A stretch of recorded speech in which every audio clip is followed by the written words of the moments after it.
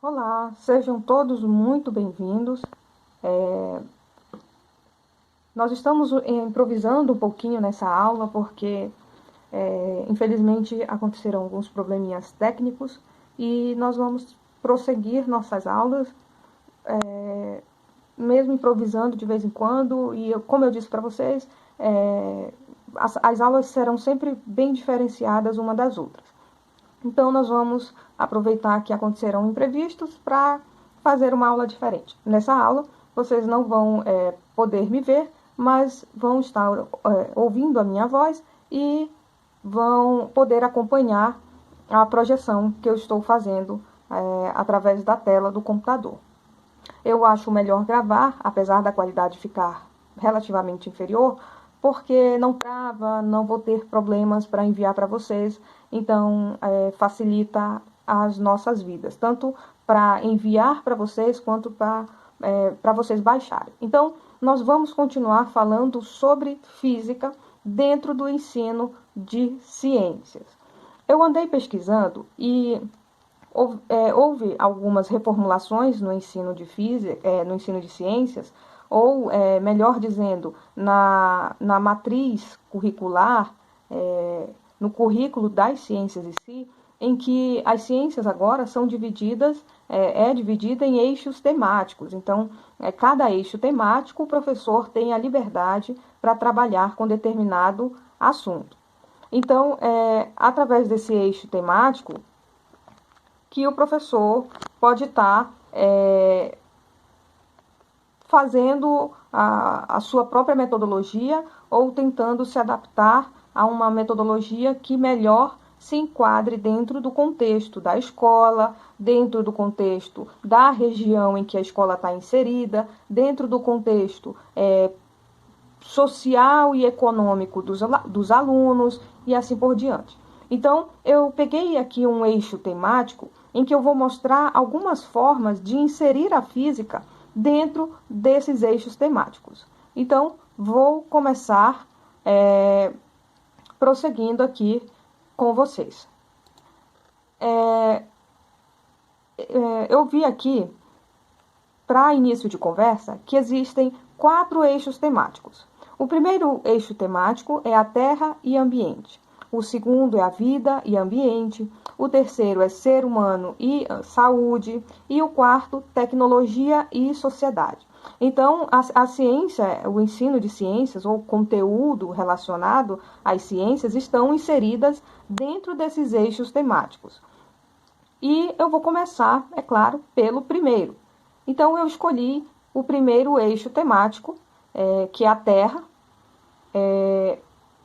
E aí, dentro desse tema Terra, existem as regiões da Terra que você vai precisar falar para o seu aluno. Então, tem a litosfera, a hidrosfera, a atmosfera e a biosfera. Quanto a essas regiões, você vai precisar dizer a composição de cada uma, o tamanho e a localização.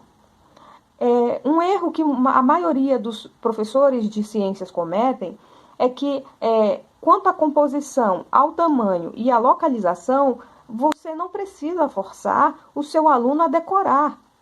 Eu, pelo menos, não sei até que altura vai a atmosfera. Eu não sei até que altura vai a hidrosfera. Eu não faço ideia. Na verdade, eu não tenho esses números na cabeça, porque esses números, eles são apenas números. É só para nível de curiosidade. Você não precisa fazer com que seu aluno decore coisas que não vão ser importantes para ele. Pegue e se atente a áreas em que vai ser significativa para o seu aluno.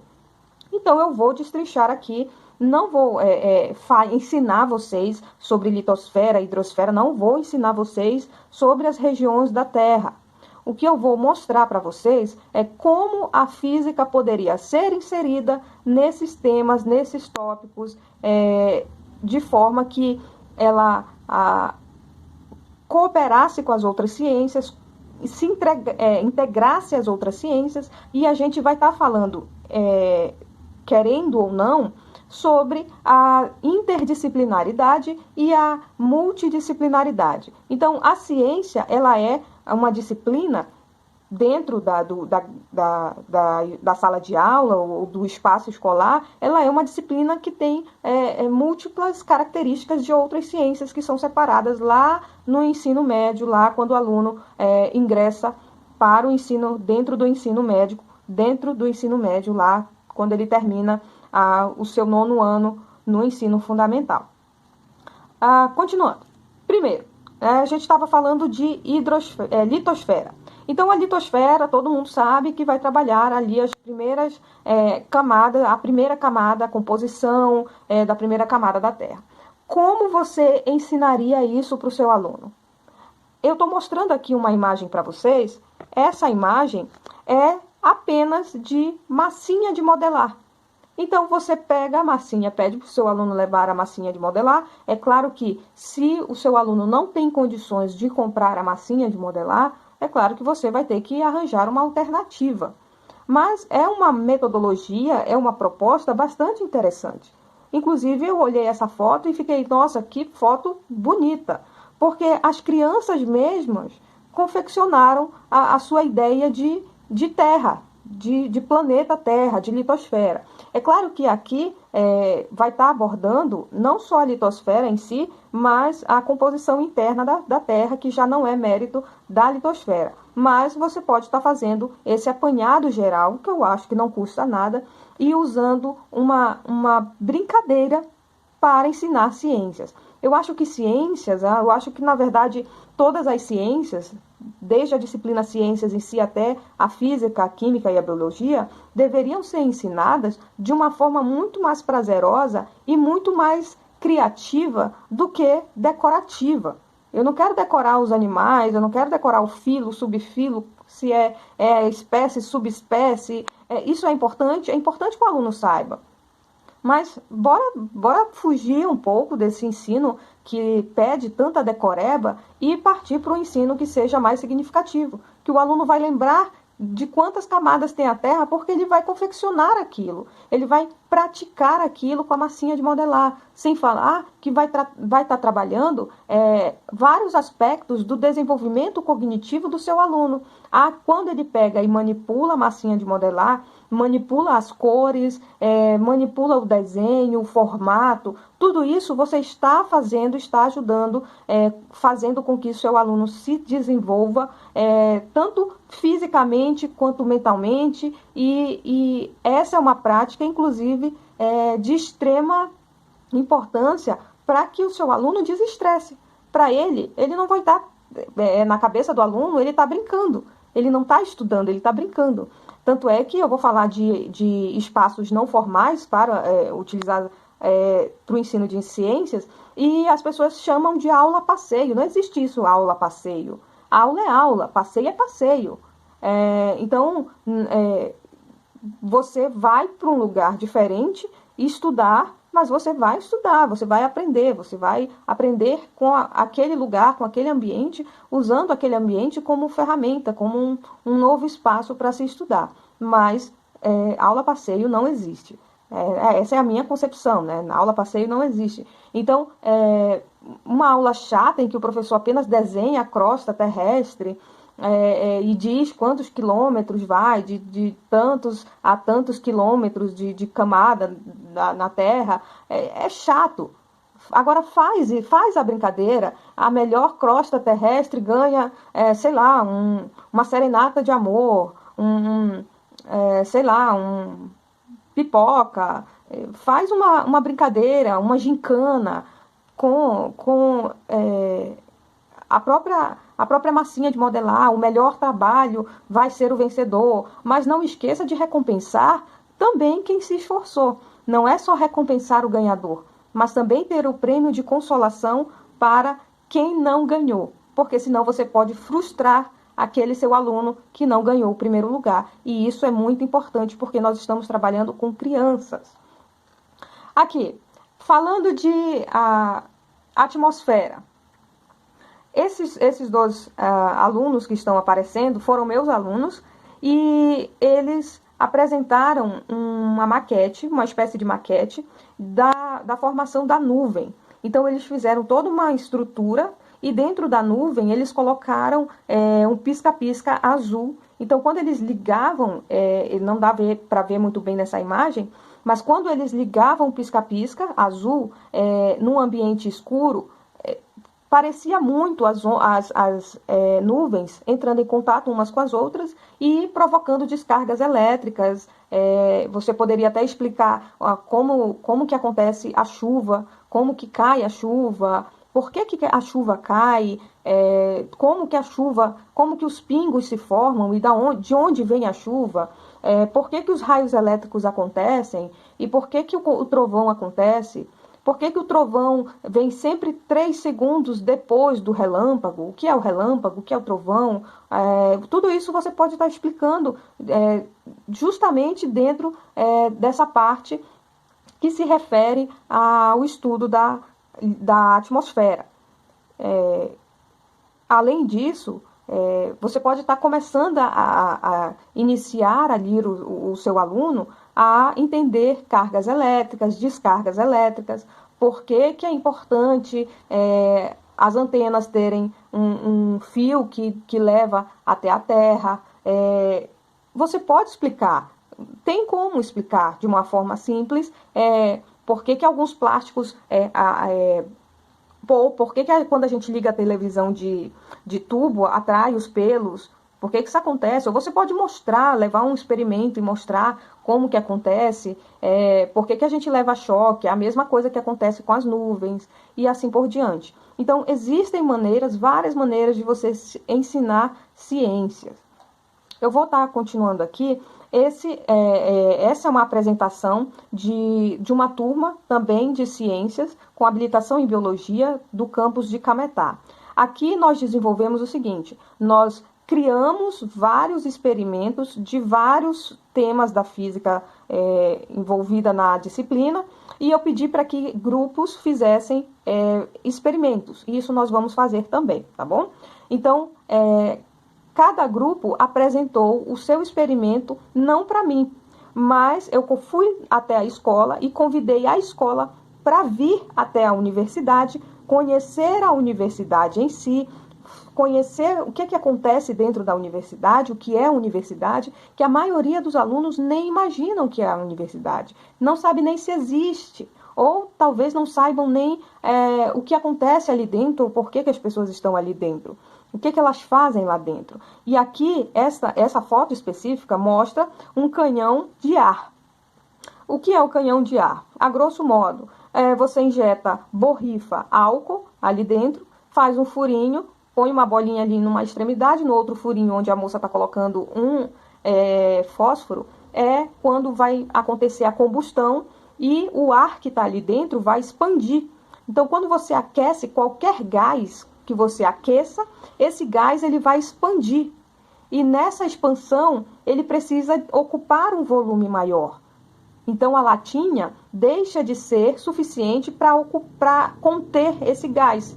Então, esse gás, ele gera uma pressão muito grande dentro daquela lata, fazendo com que aquela bolinha amarela seja ejetada até a outra extremidade da sala. Então, é um efeito muito legal que acaba chamando a atenção do aluno para aquilo que está acontecendo. Então, se você está explicando que a atmosfera é feita de gases, mas como eu posso enxergar os gases?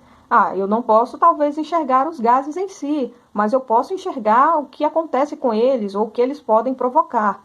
Então, nesse caso, eu estou trabalhando com alunos, eu acho que de primeiro ano, mas em caso de crianças, você pode estar levando o experimento, você mostra como o experimento acontece, sem deixar que o aluno manipule o experimento em si, mas chame a atenção desse aluno para o que você está fazendo. É sempre importante deixar muito bem estabelecido para que o aluno não repita esse tipo de experiência que acaba sendo perigoso, que tem fogo, que tem álcool, que tem materiais desse tipo, para que ele não tente reproduzir em casa sozinho e acabe se ferindo. Então, é muito importante ter essa noção e saber até onde você pode ir com os seus alunos. Vou continuar a apresentação aqui. Então, a atmosfera, ela é composta por gases, e lá no eixo temático diz que é para você dizer ainda do que é composta, como é composta, a porcentagem tal.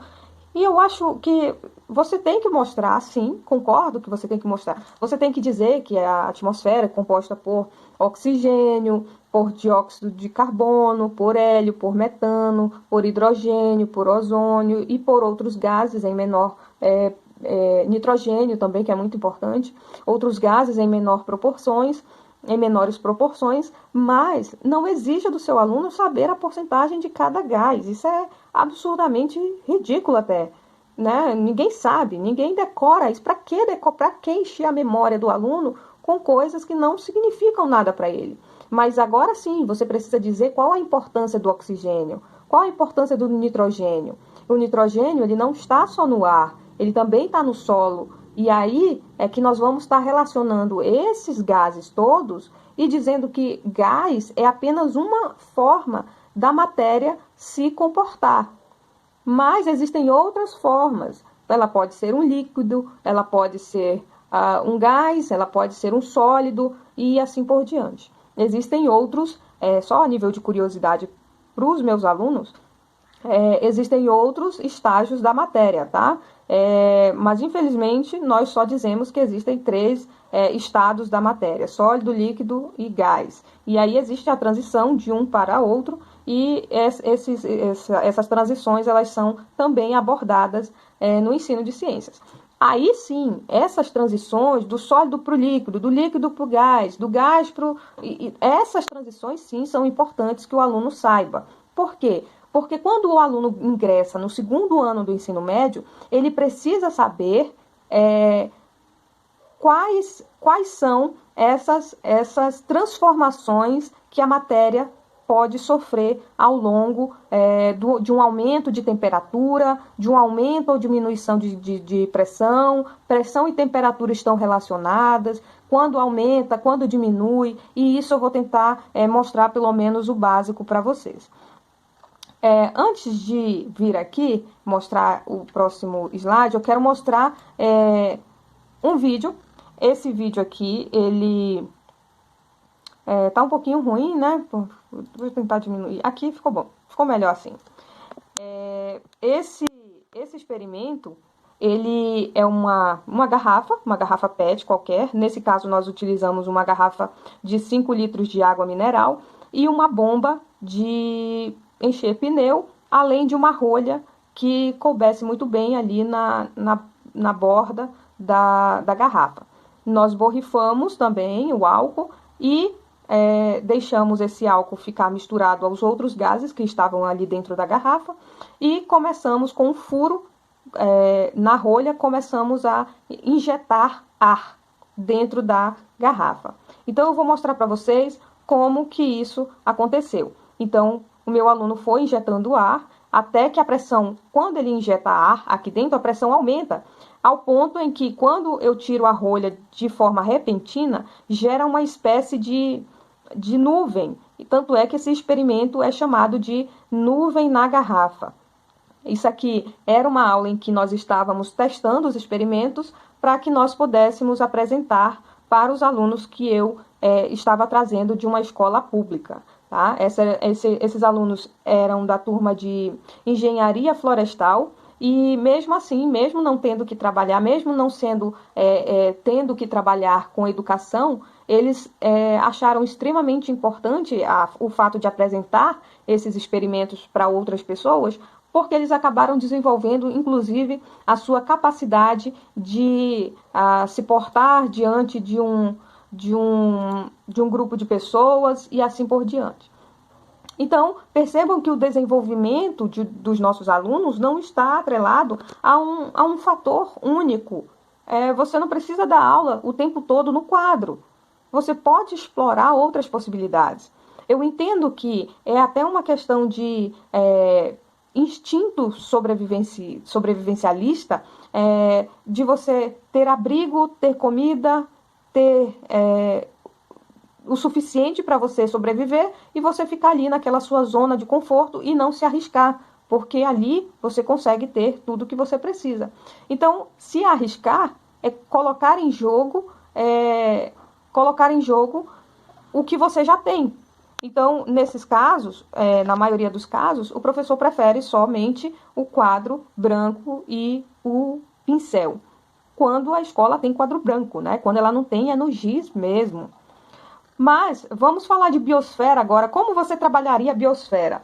Você iria dizer que a árvore tal é do tipo tal, o vegetal tal é do tipo tal, ou você poderia fazer uma horta da sua turma, uma horta orgânica, onde cada aluno vai poder plantar um tipo de vegetal, manipular ali, é claro que com a proteção devida. Você pode estar relacionando a correção do solo, por que é importante corrigir pH do solo, colocar nutrientes como nitrogênio, fazer com que a terra, inclusive, tenha os nutrientes importantes para cada tipo de vegetal ou para cada tipo de alimento. Por que cada tipo de alimento precisa de cada tipo de substância? O que são essas substâncias? E você pode estar relacionando todos os outros assuntos que nós nos referimos anteriormente com o simples fato de fazer uma horta orgânica na sua escola. Dá trabalho? É claro que dá trabalho. Ser um bom professor não é fácil. Ser um bom professor não é simples. Dá muito trabalho. Então, mas se você quiser continuar na sua zona de conforto, continue na sua zona de conforto. Aí já é uma questão sua com a sua própria consciência. Mas nesse caso aqui, olha como as crianças estão envolvidas com o fato de estarem colhendo os vegetais, as plantas, que elas mesmas foram lá e colocaram as sementes, que elas mesmas foram lá e construíram aquele lugar e que elas lá vão consumir algo que elas fizeram tiveram trabalho para fazer. Então percebam que é aprender fazendo. E aprender fazendo é uma das teorias que a gente tem, se eu não me engano, é Vygotsky, que diz que o aluno ele aprende fazendo. E aprender fazendo é interessante porque fica gravado na sua memória, tanto é que na aula anterior eu disse que eu lembro da experiência do grãozinho de feijão, mas não me lembro de mais nada além daquilo. Nesse caso, você precisa estar relacionando todos os conteúdos e todo o conhecimento possível para que o simples fato de fazer uma horta orgânica, você precisa fazer, então, com que esse conhecimento ou esse ato de fazer a horta orgânica tenha significado e tenha relação com todos os outros conhecimentos que você passou para esses alunos, ou ensinar cada passo de cada vez e ir construindo esse conhecimento aos poucos até o ponto que o aluno consiga fazer sozinho. Percebam que os alunos estão ali colhendo os vegetais sozinhos. Alguém está ali com a cesta, pegando o material e tal, mas as crianças sabem como fazer e elas estão fazendo. Então, vamos fazer com que o aluno se sinta um pouco mais autônomo e um pouco mais dono do seu próprio conhecimento. Aprender fazendo também é importante, mas isso vai da criatividade do professor, da vontade e é claro, do interesse, do compromisso que esse professor tem em relação ao ensino, ao aprendizado e à construção de uma sociedade mais justa, igualitária e, inclusive, mais solidária, mais inclusa e assim por diante. Então, eu encerro nossa aula por aqui e até o nosso próximo vídeo.